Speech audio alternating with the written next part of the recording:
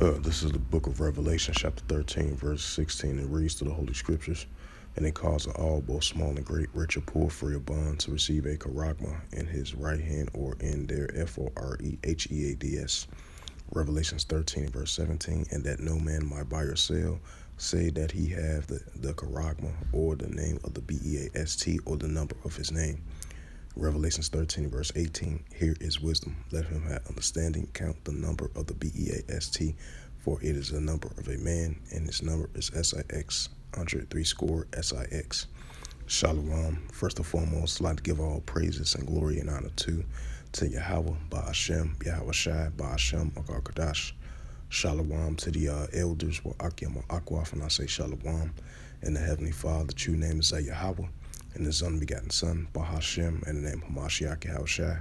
Those are their true names in the ancient Paleo Hebrew, the Lashwan Kadash, the Holy Tongue. And I say Barakatham to the elders, Wa'akim, Wa'akwaf, and I say Shalom. And the title of this quick sit-down lesson is the M.O.T.B news of Revelations 13, verse 16 through verse 18. And as we've seen, this latest news article of, Saudi Arabia ditching the American dollar. And this is another further step closer of us getting closer and closer, of the paper dollars is going to be replaced with this RFID and the CHIP, and the digital dollar, digital currency, the digital ID, digital wallet, digital dollar, digital currency. This is going to be a new form of currency as it's being pushed forth, as the dollar is going to be replaced. And we see an increase in signs of that. And not too long ago, you've been having the nations definitely been dropping the U.S. dollar and the euro dollar as well, too, as you've been seeing the BRICS nations, for the past 2 years, because we know the BRICS nations formed in 2015 and all into now as those recent meetings that they had from last year and this new meeting that they're going to have as well, too. And they're going to be in the processing using their own form of currency, try to overthrow the dollar, the U.S. dollar and the euro dollar. And we've definitely been seeing steps of that, and that's going to push further to that. And that's going to entering in a new form of currency, the central digital bank currency, the digital dollar, and this is what's getting pushed forth, and pushing of this RFID and the CHIP, because it's going to be in order to buy or sell, because the paper dollar, once again, is going to be the thing of the past as we moving forward to this digital currency and this digital dollar very soon, And this is a news article from IslamicCity.org, and this is published by Andrea Jake, if I pronounce his name right, as of June the 11th, 2024. It says Saudi Arabia just ditched the U.S. dollar. Play this little video clip. I didn't think we'd be in phase 3 so early, but here we are.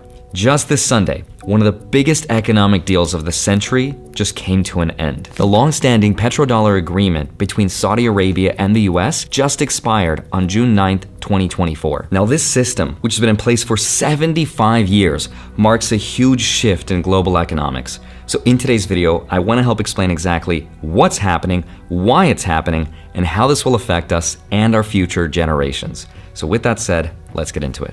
Hi, my name is Andre Jick. Hope you're doing well. Come for the finance and stay for another boring macroeconomics video, phase 2. So initiate the storytelling and dramatic music. So when most people think about global trade, they're probably thinking about commodities.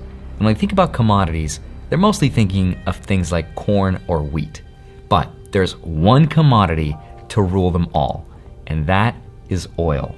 Now at the center of this intricate web of global finance, the petrodollar system is at its core. That's why when most people around the world think about what money actually is, they're probably thinking about the US dollar. But it wasn't always like that though. Between 1720 to 1815, if you asked someone to name a currency, they would have probably said the French livre, because it was France that held the reserve status from 1720 to 1815. But then, if you asked someone to name a currency between 1815 to 1920, you would have probably heard the British pound. Now, after World War II, everything changed with the creation of the Bretton Woods Agreement, because after that point, most people would have probably said the US dollar. Now, this happened because the US was pretty much the only standing superpower after World War II. But this system wasn't about one thing. It wasn't about commodities. It was about cementing the dollar's role as the world reserve currency, because being the one money to rule them all gave that country access to two specific superpowers, and one of them was economic stability. Stability allows for things like international trade to happen.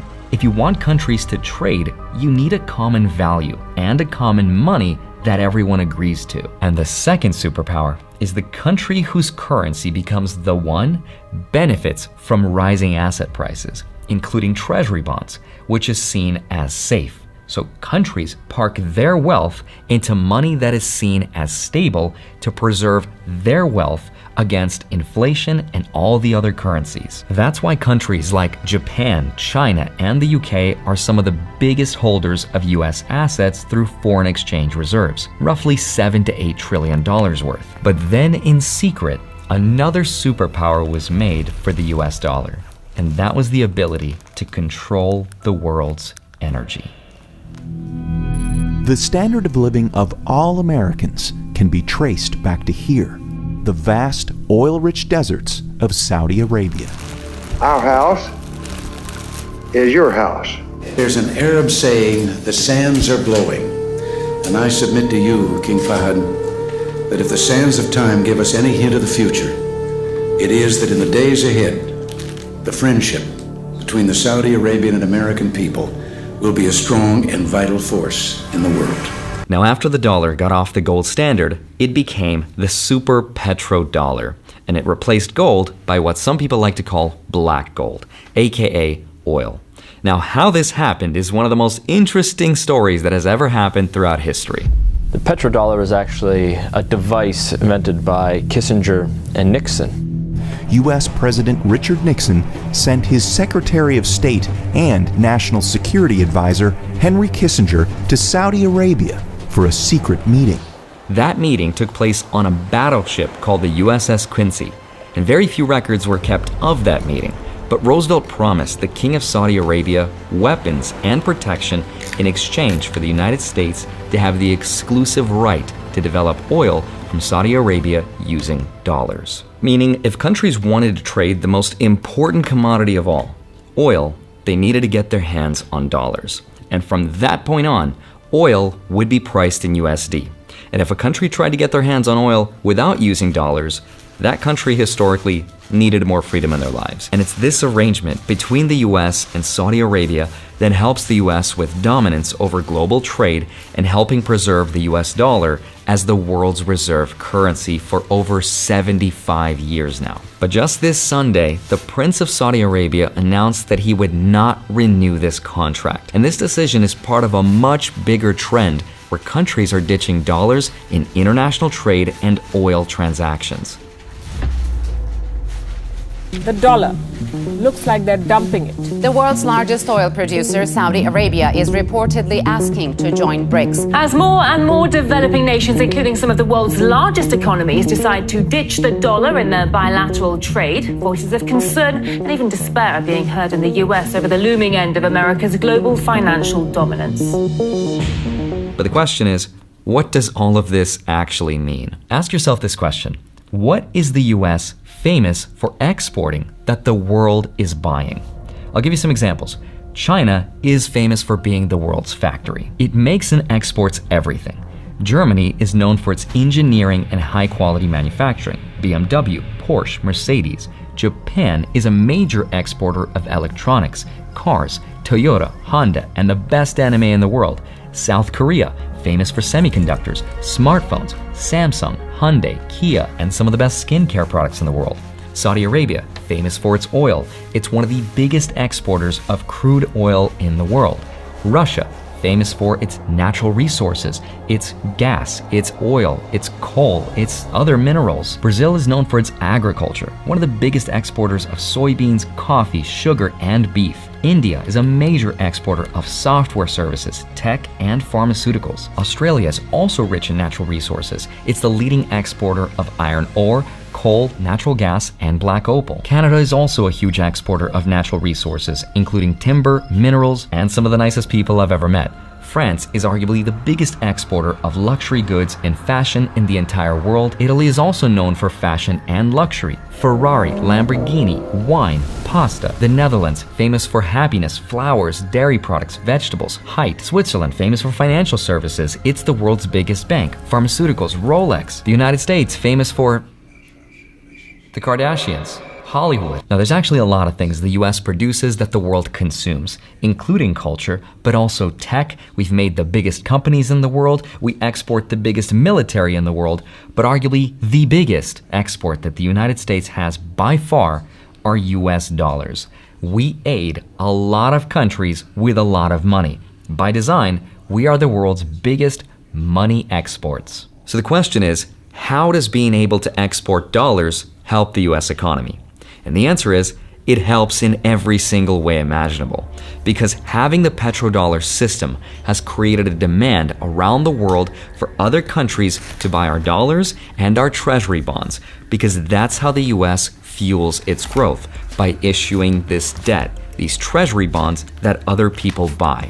It's also created a stable economy, lower interest rates, and liquidity in financial markets. And this has been hugely beneficial for the US stock market through higher stock prices and investment flows. Without the ability to export dollars, that would mean bad things.